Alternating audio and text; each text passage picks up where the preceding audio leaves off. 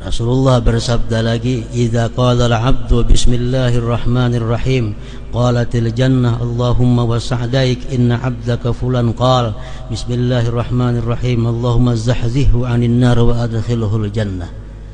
Bila kita mengucap bismillahirrahmanirrahim, surga berkata, ujar surga, "Wahai Tuhan, hamba engkau Fulan bin Fulan mengucap bismillahirrahmanirrahim, jauhkan dia daripada api neraka dan masukkan dia padaku."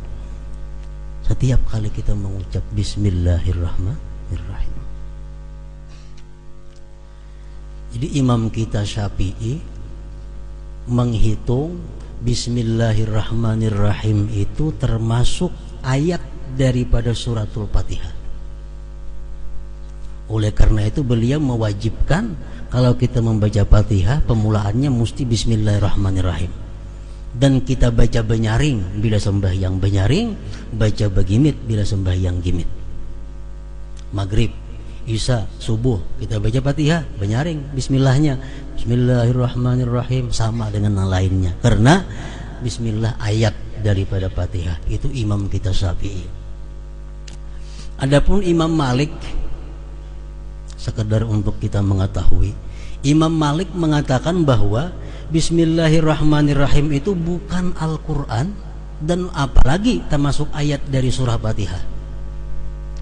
Menurut Imam Malik, bismillahirrahmanirrahim dalam Al-Quran cuma satu, di surah An-Naml, "Innahu min Sulaiman wa innahu bismillahirrahmanirrahim alla ta'alu alayya wa atuni muslimin." Itu aja.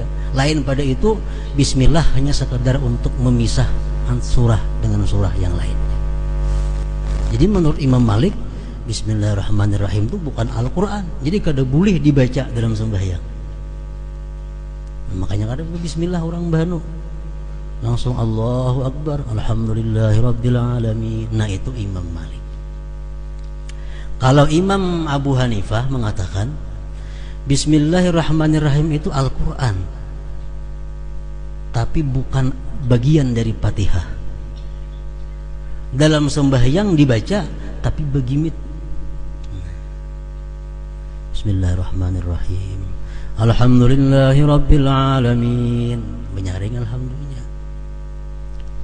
Bukan ayat dari Fatihah, tapi Al-Quran juga bukan ayat dari Fatihah, dibaca begimit. Kalau mazhab Hambali mengatakan bahwa bismillahirrahmanirrahim itu ayat daripada Fatihah juga, tapi dibaca begimit, alhamdulillah mulai benyaring. Nah, kalau kita keluar negeri misal, kita melihat mendengar imam macam itu, mungkin berlainan mazhab dengan mazhab kita. Nah, jadi masalah kayak apa andai kata kita mau ikut imam, nah imamnya kata bismillah. Misalnya kita berjalan ke daerah mana nang orangnya itu mazhab Malik. Mazhab Malik kada memberiakan membuat bismillah karena itu bukan Quran. Jadi kalau imamnya ini orang mazhab Maliki, Allahu Akbar, alhamdulillahirabbil alamin. Nah, kita di belakang kayak apa mazhab Syafi'i? Boleh kada mau ikut itu. Pendapat yang muktamad dari golongan ulama-ulama Syafi'iyah mengatakan pendapat yang muktamad adalah kalau kita mengikut orang itu kita tidak sah sembahyangnya. Kenapa? Karena Fatihahnya kurang seayat. Kada bismillah. Pendapat yang kedua dari mazhab kita Syafi'i mengatakan kita sah aja mengikut orang yang sembahyang meninggal bismillah itu. Nah, terserah aja lagi. Kita ke Makkah misal, kita kadang-kadang kada mendengar imam tuh bismillah, kadang timu alhamdulillah aja. Nah, kada usah kita basing sembahyang, biarlah umpat berjamaah, sebab ada aja ulama yang membolehkan demikian itu. Para muhibbin rahimakumullah. Jadi ayat yang pertama daripada Fatihah itu bismillahirrahmanirrahim. Artinya tahu semuaan sudah, dengan nama Allah yang Maha Pengasih, Maha Penyayang. Dalam kitab Nahu, setiap kali huruf jar bi itu mesti ada ta'alluqnya, hubungannya. Dengan nama Allah yang Maha Pengasih lagi Penyayang, akra'u, aku membaca. Atau dengan nama Allah yang Maha Pengasih lagi Penyayang, abtadi'u, aku mulai. Kalau kita hendak makan, bismillahirrahmanirrahim, dengan nama Allah yang Maha Pengasih Maha Penyayang, aku makan. Kalau kita hendak minum, bismillahirrahmanirrahim, asyrabu, dengan nama Allah Maha Pengasih Maha Penyayang, aku minum. Nah, jadi ada kalimat yang dibuang. Jadi waktu kita membaca bismillahirrahmanirrahim, dalam hati kita dengan nama Allah yang Maha Pengasih, akra'u, aku membaca ini kalam Allah Subhanahu wa ta'ala. Artinya kita ini bisa membaca, kita ini bisa berdiri, kita ini bisa sembahyang dengan nama Allah yang Maha Pengasih lagi Maha Penyayang. Nah, itu bismillahirrahmanirrahim. Mengenai bismillahirrahmanirrahim ini banyak sabda-sabda Rasulullah yang menerangkan tentang bismillahirrahmanirrahim. Mulai dari hadis yang kualitasnya sahih sampai yang dhaif.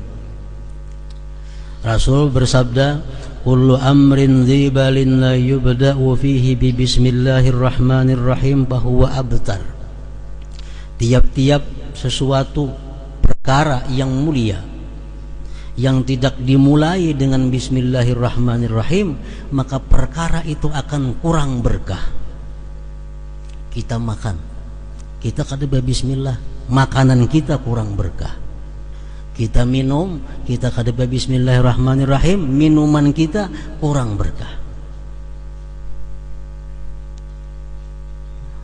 Tiap-tiap perkara yang mulia yang tidak dimulai dengan bismillahirrahmanirrahim, maka itu kurang berkahnya, kurang kebaikannya artinya. Hadis beliau lagi mengatakan, man arada ay yahya sa'ida wa yamuta syahida falyaqul inda batida'i kulli syai bismillahirrahmanirrahim.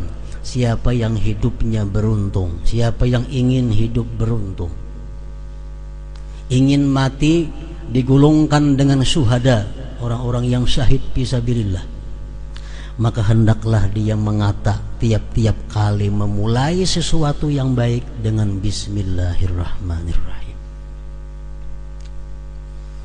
Rasulullah bersabda lagi, idza qala al-'abdu bismillahirrahmanirrahim qalatil jannah Allahumma wasa'daik inna 'abdaka fulan qala bismillahirrahmanirrahim Allahumma zahzihhu 'anil nar wa adkhilhul jannah. Bila kita mengucap bismillahirrahmanirrahim, surga berkata, ujar surga, wahai Tuhan, hamba engkau Fulan bin Fulan mengucap bismillahirrahmanirrahim, jauhkan dia daripada api neraka dan masukkan dia padaku. Setiap kali kita mengucap bismillahirrahmanirrahim. Nah, jadi bismillahirrahmanirrahim ini adalah permulaan tiap-tiap sesuatu yang baik. Quran dimulai dengan surah Fatihah, Fatihah dimulai dengan bismillahirrahmanirrahim. Namun ujar para ulama mengatakan, kada semua sesuatu baik dimulai dengan bismillahirrahmanirrahim.